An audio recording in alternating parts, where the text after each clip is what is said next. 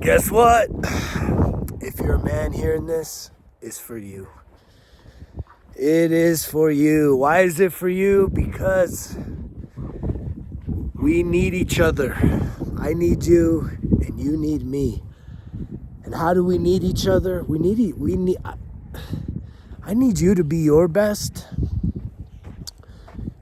And you need me to be my best. That's what makes this world better. That's what makes us more dependable, more reliable, more resilient, more centered, more grounded, more healed. Right? In this day and age, I really do believe that the time has come for men to heal, to really heal. You know, we've gone through all the machismo shit, you know, and you're talking to a tough man. And I know I'm talking to a lot of Banff type men. And we've been hurt because inside of every single man that I know is a little boy. And usually that little boy's been hurt, he's been scared. He's been through a lot of shit. And he was programmed as a little guy, innocent, to suppress the emotions, to suck it up, walk it off, rub some dirt in it. And that's, some of that is really good, right?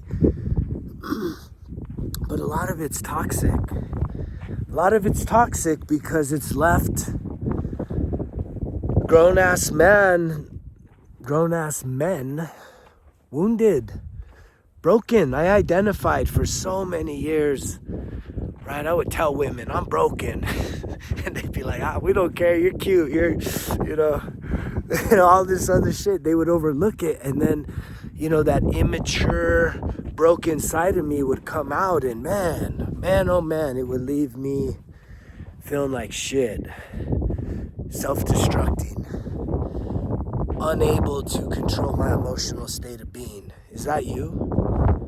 How triggered are you? How loose is your trigger? How much do you trust yourself? That's a really important piece. How much do you trust yourself, emotionally speaking? Right? What would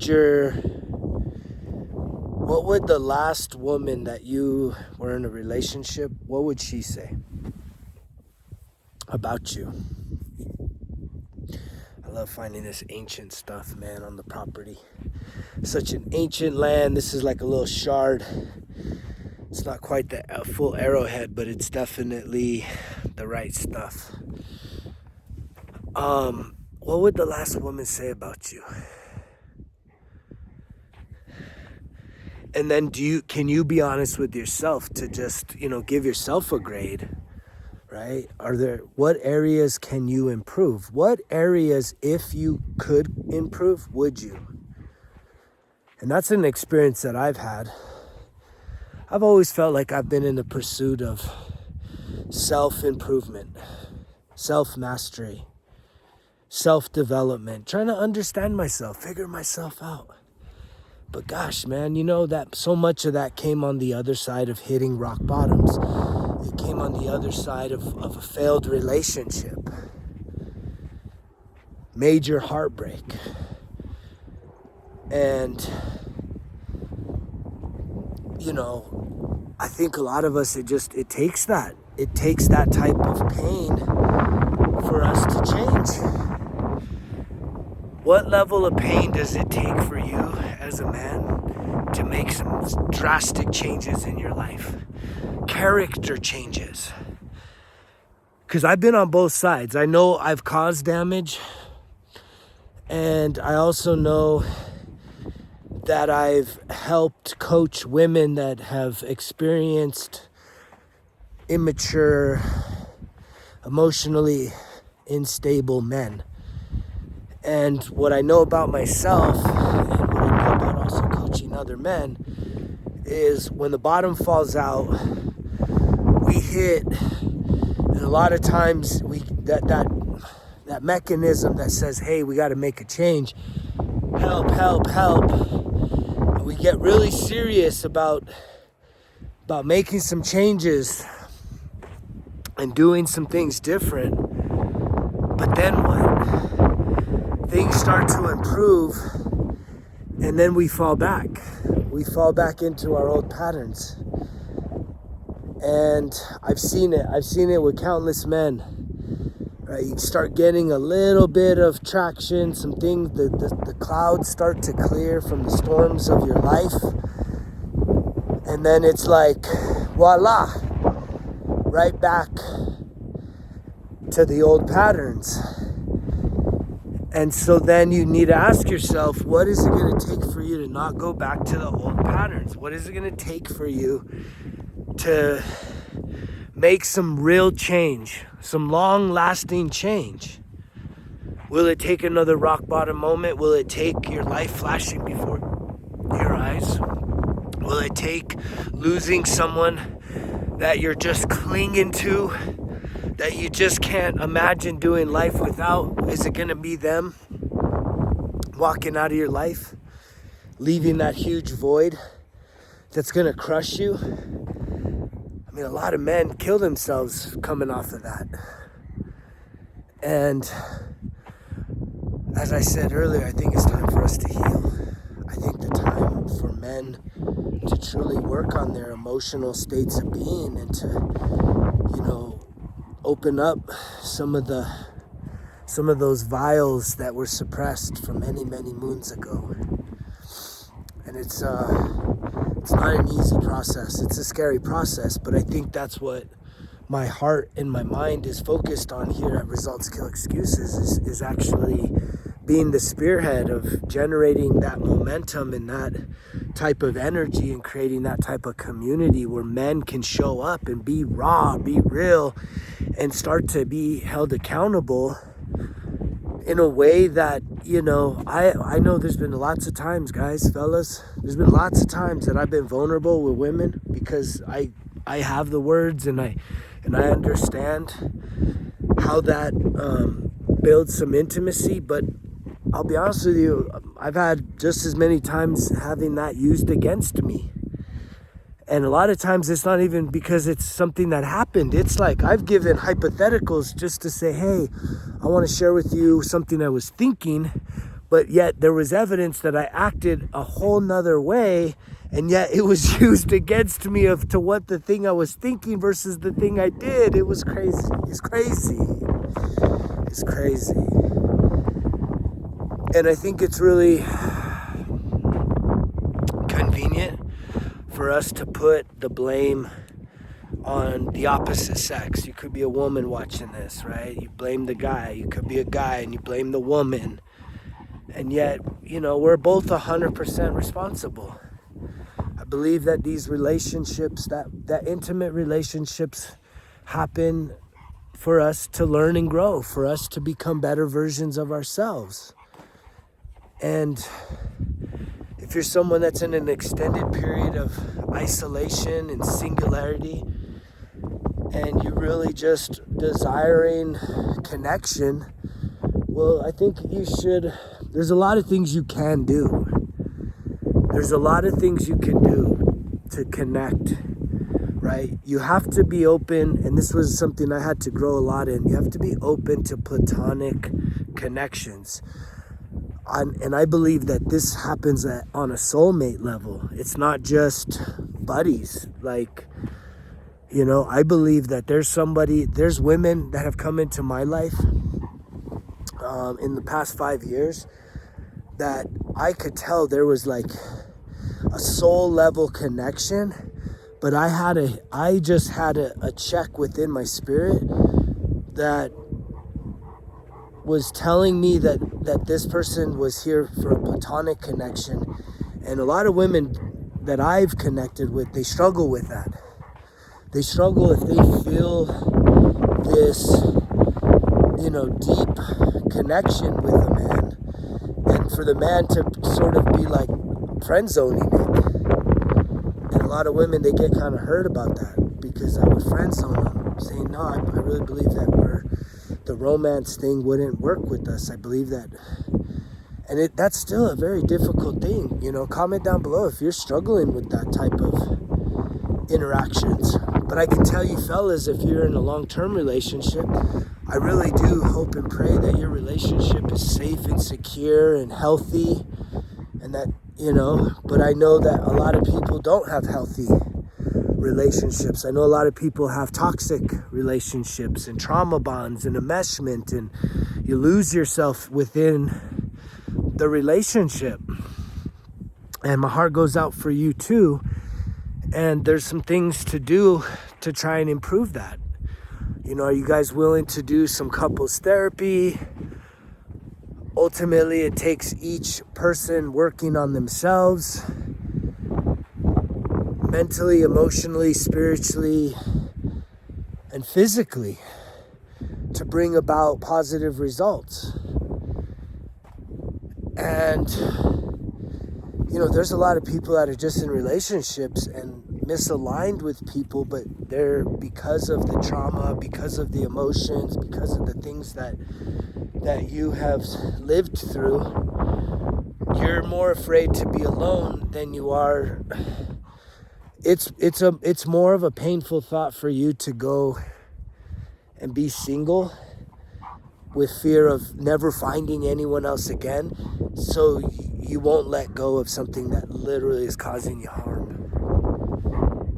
And I believe that God is involved in these situations, and that there's plenty of signs, there's plenty of opportunities for you to find that exit, to see it as an opportunity. But it's painful, man. I mean, I had a 21-year marriage expire, right? That's a long deal, man. That's a long deal to walk away from that. And I recently had to tell a woman that I love that we just weren't aligned. And, one of my goals and one of the things that matters to me is finding a life partner, someone that wants to do life with me. And I was just seeing that more and more and more we were not aligned. And I mean, if I'm willing to tell a woman that I had been married to for 21 years, hey, like, this ain't working, we're not doing life together no more. After a 1-year relationship, that's something that I know clearly, man. Like, I'm all about making a commitment and an investment, and I do have a vision and dream to be married again.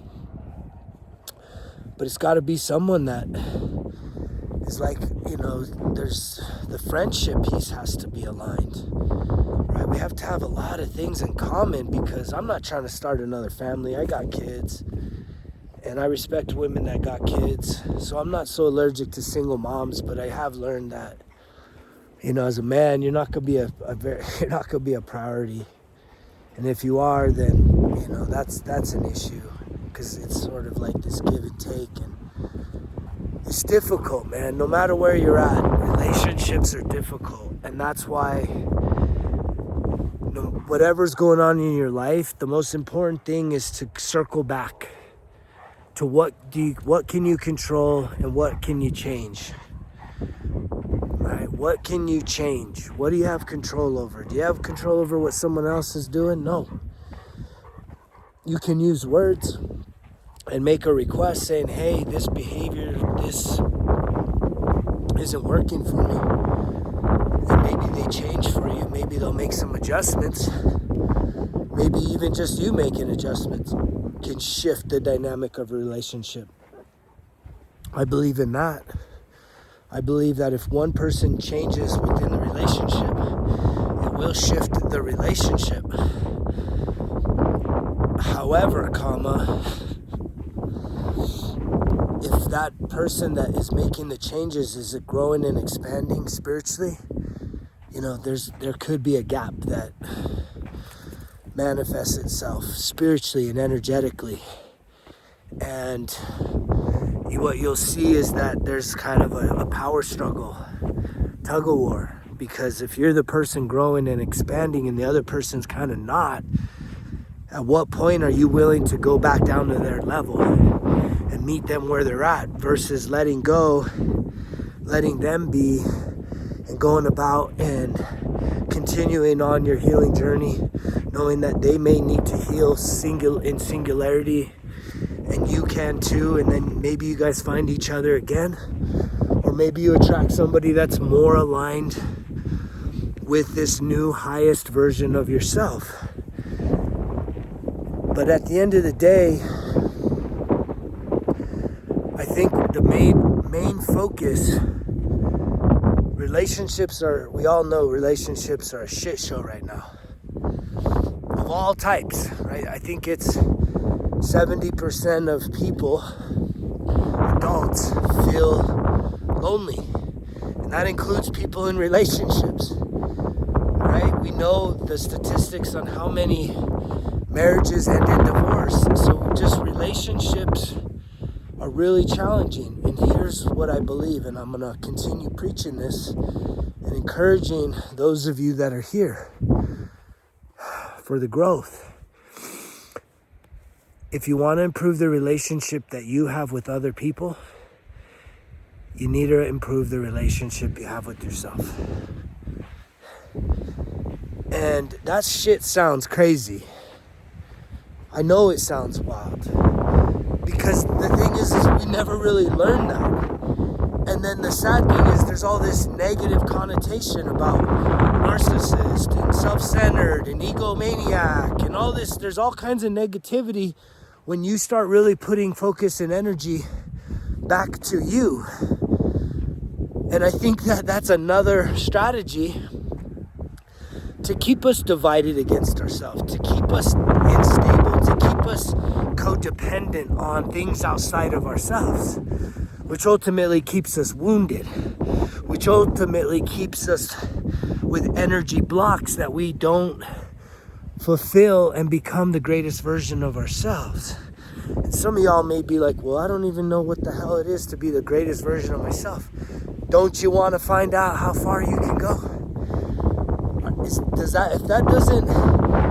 If you don't even have the slightest care in the world to find out how far you can go, and when I mean how far you can go, I'm literally talking about who you can become, who you are as an influential, healed version of yourself. Like, who are you? Maybe it's not even about influence. It's about you being just an incredible version. It's like just an incredible person that has healed yourself, and then your energy elevates the energy of those around you. And that's a beautiful thing. I mean, you can actually, by healing yourself, you're talking generational wounds that you're able to start working through. To me, that's a beautiful thing. You don't have to be someone, I'm not going to try and change the world. You don't got to change the world or save the world. It's just knowing that when you go all in on you, who do you become? And no one knows the answer to that until you actually try it and go all in on your healing, your growth, your expansion, your potential. And some of y'all will think, well, no, I can't do that. It's too late. It's never too late. It's right here, right now. Sure, we all wish something could have been different in the past. Leave that where it's at. Be centered on the now. Be centered right here and right now. And know that this is the time. There's not a loss of time. Everything that has happened to you happened for you, and that right now is the actual best time to be alive, to be present, to be hearing and receiving this message. So I leave you with that. I send you that message. And I open up the comments for you to connect. I'm so grateful that many, many men have been reaching out privately through email to connect, to share their story, and I continue to encourage that. Please, let's be that. And if you haven't yet, type in Results Kill Excuses into your app store, download the app, because we're going to start creating some private community sections there for us to really have these in-depth conversations, that I'm going to lead groups and want to really allow men to assemble, to come together, to hear testimonies, to be inspired by the healing process, by the emotional healing process.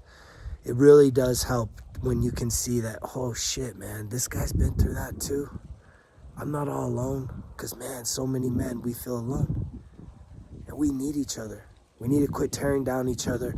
We need to get outside of the scarcity mindset, the competitive mindset, and realize that I'm not competing against you. You're not competing against me.